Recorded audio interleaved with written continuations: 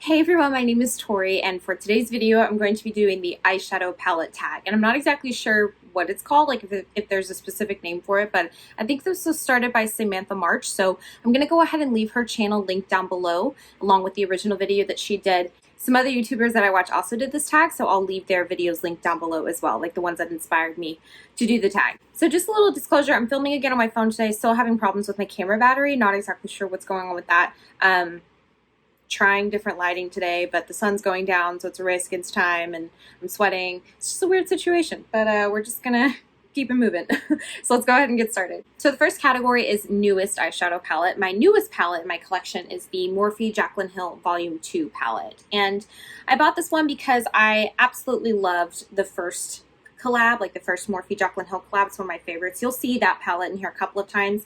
A few of these palettes are repeated multiple times in different categories. I'm just such a creature of habit. But anyway, for this palette specifically, I was really drawn to the color selection. I thought it was a really cool and different take on like neutrals with some pinks and purples.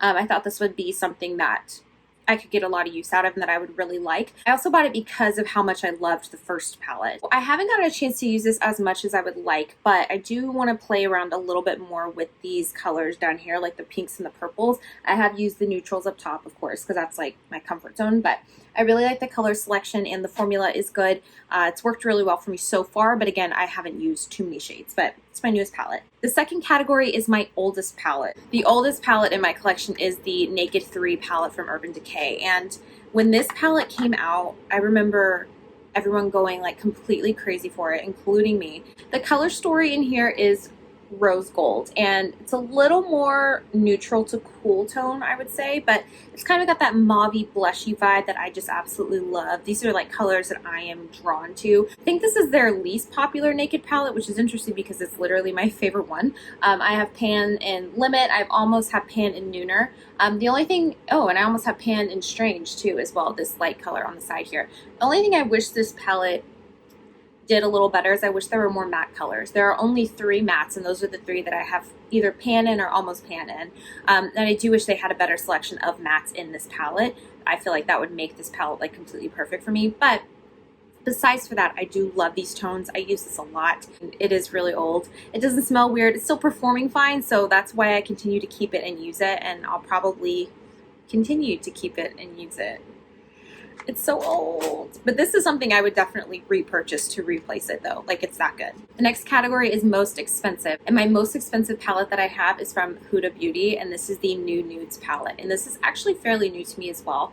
I bought this during the VIB sale this past October, and I loved this color stories that had all of the like mauvey blushy tones. Again, reminds me a lot of this Naked 3 palette. It's got these really pretty metallic shimmer colors that are kind of pearlized and iridescent, and has a lot more mattes. I love how this has so many mattes, and I wish that Naked 3 had the mattes that this one does. But besides all of that, I really enjoy using this palette. This palette was in my April-May makeup basket. I'll link that down below in case you're interested in watching that video. I also used it in a recent Get Ready With Me. I'll link that down below as well if you're interested in seeing that.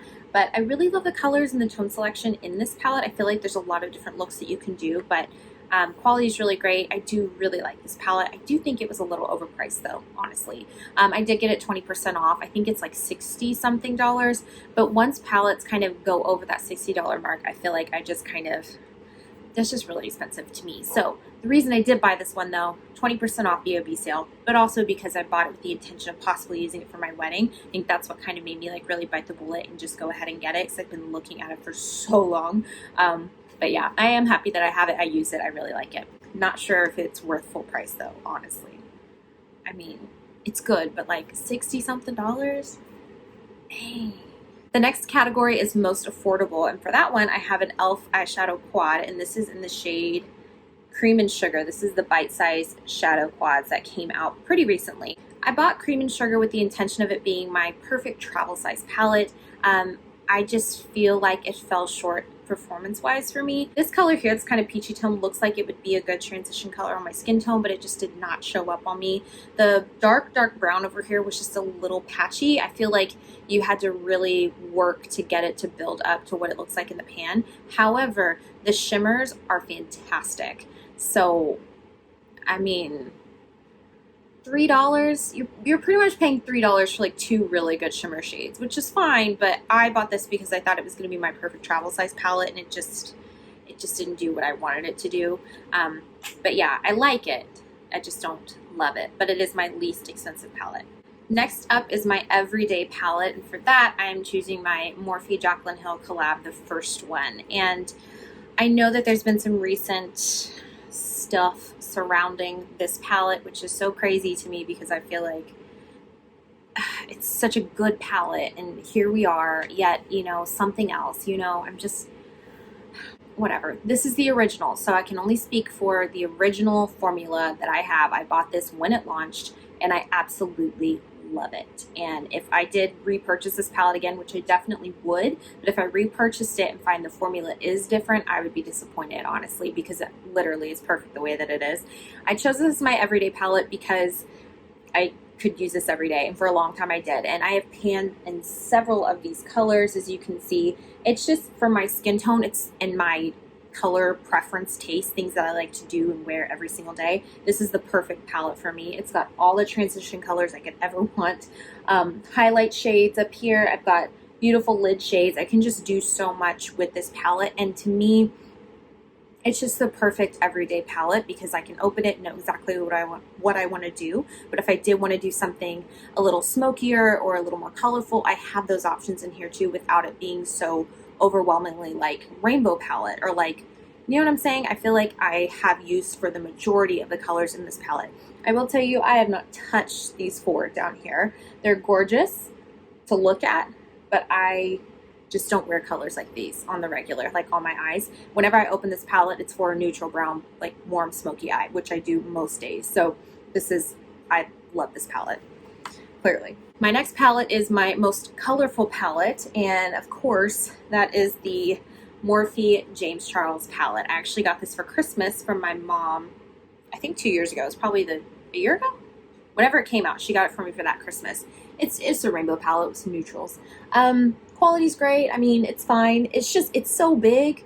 And there's so many colors in here that I don't use on a regular basis that I think sometimes I kind of forget about it. It's fun to dip into every once in a while. I think that I want to use it more. So it's just been kind of sitting off to the side, because if I want to do a warm, smoky, neutral everyday eye, I go for my Jaclyn Hill palette or one of my smaller palettes, and I'll talk about some of those in a second. But I want to pull this out and see if I can actually use it, you know, like every day. So I was using it for a while there, and then I just kind of went back to my old habits. So I want to pull this back out and see if I can get more use out of it. But that is my most colorful palette.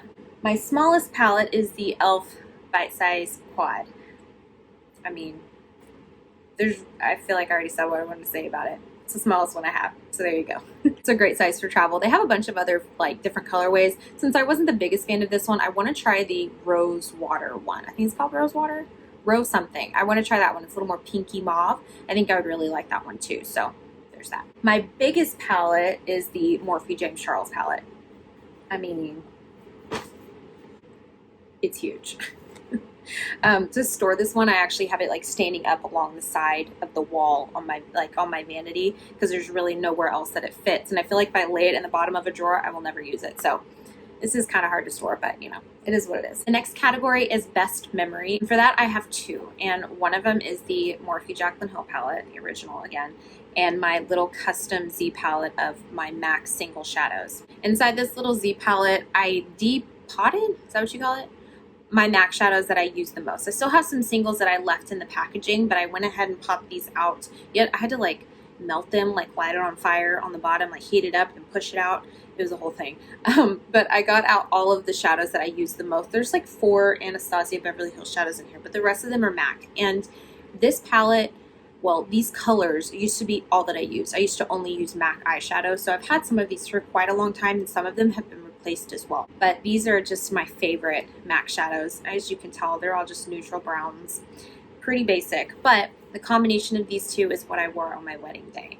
So that's why they have a memory associated with them. I'll link my Get Ready With Me bridal tutorial thing, like how I did my makeup on my wedding day. I did a video of that. I'll link that in the description box down below if you're interested to see me use these palettes and what colors they are. These MAC shadows like used to be my super ride or die every single day. They also remind me of like when I used to perform on a dance team in college, and like all through high school. Like this was what I wore, you know? I feel like so many people got their start in makeup with MAC, and I'm no different.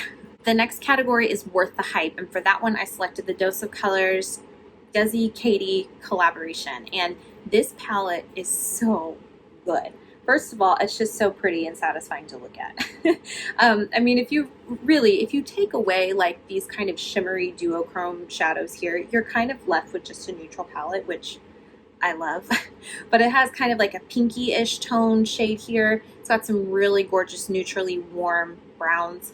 And then these sparkles here are just gorgeous on the eyes. So honestly, I don't touch these up here. I want to eventually. I just don't. Like an everyday look for me is just going to be a neutral, and usually I don't go for colors like these just on the everyday, and that's why I haven't used them, but I'm determined to use them at some point. But even so, this palette to me is still worth it, even if you don't use like these 2 to 3 shades up here, because the rest of the shades are so good, so buttery, so blendable. They just look great. They're so good.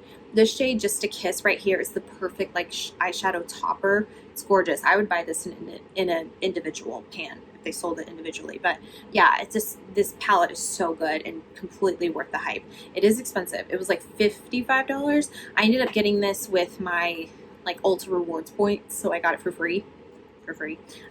Yeah, which is probably honestly the reason that I got it, because I don't know if I would spend 55 or whatever dollars on it just like up front, honestly. But I think now that I know how good it is, I might, you know. It's really good, totally worth the hype, so good. Something that was not worth the hype, and I feel like this is a very unpopular opinion, and I've already talked about this 2 times already, but the e.l.f. Bite Size Shadow in Cream and Sugar. I've seen so many people talk about specifically this one and how amazing it is, and like, I just don't think so. I mean, it's $3, so it's like, this is great for a $3 eyeshadow. It's like, I feel like I just want it to be good. Why does it have to be good for $3? Like, I just want it to be good, you know? And I think for me, really the only reason I think it's not worth the hype is because these 2 colors on the end are just not fantastic. This one blends into my skin, and then this one is hard to build up pigment. So I don't know. Yeah, the shimmers are fantastic, but I bought this because I wanted it to be my travel palette. I wanted it to be my perfect, you can do a whole eye look in one palette for travel for $3, and it just wasn't what I wanted it to be. So that's why I think it's not worth the hype, at least specifically this color for my skin tone. The next category is a favorite palette from a favorite brand, and one of my all-time favorite brands is Colourpop. I feel like they make great quality makeup for affordable prices, and I absolutely love that. And they collab with so many different people, and it's just a fun brand. It's different. They do like new and exciting things, and I do think, you know, their rate of release is pretty intense. I don't think trying to be the fast fashion of anything should be a goal. I feel like that's not a compliment to be called that, but maybe that's just my opinion. I mean, I still buy from them. I still like their stuff, but it's like, I don't know if you should be aiming to be a fast fashion brand, you know? Anyway, the palette I selected from Colourpop is the Going Coconuts palette, and this palette is gorgeous. It's a 9-pan palette. It's got the big mirror. It's really nice. It just has all of your basic staple neutrals, and I feel like it's neutral, but it also has a little bit of like a coolness in this Colada color. It has some warmth in the Shell Yeah color, and you just get a little bit of everything, and I feel like it's the perfect staple everyday palette, at least for my skin tone and my taste. So I absolutely love this palette. Would totally recommend it to like everybody. The next category is my most used palette, and for this category I pulled 4. I think that's cheating, but here's why. I use them all, so I feel like an equal amount. I feel like they're all on the same level for like most used. Do you know what I'm saying? Yeah, it's the Morphe Jaclyn Hill original palette. I mean, I know I've talked about this like 17 times already, but like obviously it's my most used. You can tell it's the palette that I have the most pan in. It's the palette that I reach for all the time, like to round out other palettes too. Like I feel like, you know, I always say this about certain things, like, oh, I feel like this palette's missing a transition shade, or this palette's missing a brow bone highlight, or whatever. Then like all I have to do is pull this one. It has the color that's missing. I love this palette. I still include my MAC singles in my little Z palette. I feel like, I know this isn't like a palette, but it's like a palette in my collection that I created. But I use this one a lot too. It's just my go-to shades. Again, I feel like this is something that rounds out other palettes for me as well. Like if another eyeshadow palette is missing, especially a transition shade or a darker like outer corner liner type shade, this is the palette that I can find it in. And then I have two more. One is the Colourpop I Think I Love You palette. This palette is actually discontinued, which like, why? It was literally the perfect palette. Like, look at this. My palette looks a little bit different because I dropped it. It fell out of the medicine cabinet in our apartment that we used to live in, and some of the shades like shattered in the sink and like fell out, so I had to rearrange it. But so it looks a little bit different. However, I love this palette, and I don't know how many of these shades, if all of them are available in singles. This is where I found and fell in love with the shade Bel Air. This is like the perfect transition shade. It's beautiful. It's gorgeous. I love it. It's like a warm, real basic brown. It's a little darker for me. It's like a darker transition shade on my skin tone, which is why I like it. I actually bought that in a singles. I loved it so much, and I put it in a little Colourpop palette. I've used it as like a travel size single, like in a little its own compact, and I'll take it with me. I actually did that with this e.l.f. palette because this isn't a transition shade on me. I take Bel Air with me when I travel, and I love this lid shade here. I've used a lot of it. You can't really tell because I like dug into the side of it. But yeah, and then this color, what is this even called? This color here is a really deep, dark, delicious red and brown. And I have no idea what it's called. I feel like it's called, I don't even know. I'm gonna need to look that up. So if I hit pan on this, I'm definitely going to repurchase this shade if it's available. I'd love it. And then the last palette I have that I feel like is also equally as used is the Kylie Bronzed palette. And I think when this originally released, there was no mirror in it, but when I bought it, it had a mirror. I bought it at a pop-up shop in New York City, randomly. I love this palette. It's neutral tone browns. This is where I'm comfortable. Like this is my comfort zone. This is what I wear every single day. My favorite shade in here is Topaz. This is just a gorgeous neutral brown color transition shade on my skin tone. I love it because it's so neutral. And then I use like these two shades here as like crease colors, and then I love this deep brown for like liner, outer V, that sort of thing. The only thing that I feel like this palette is missing is like a shimmery lid shade or a shimmery brow bone highlight. I know that's not everyone's preference. Like I would prefer this little like cream shade here to be a shimmer instead of a matte. I still use it as a matte, like a matte brow bone highlight, which is fine, but I would prefer that it's a shimmer. And then these two shimmers that are in here are like super subtle. You can barely even tell that there's shimmers on your eyelids. They're like not metallic at all, which I think is the point, but I prefer something a little more metallic and give me that like real brightening effect. And the black in here is really good. It's like really dark, really black, really pigmented. So overall, super great palette. I've traveled with this several times. It's just like the perfect travel palette for me. The only thing that it's missing, again, are those shimmer colors. I would love to know what some of your palette selections are for these categories. If you want to let me know in the comments below, or if you chose any of the same ones that I did. But that's all I have for this video. Thank you so much for watching, and I will see you next time.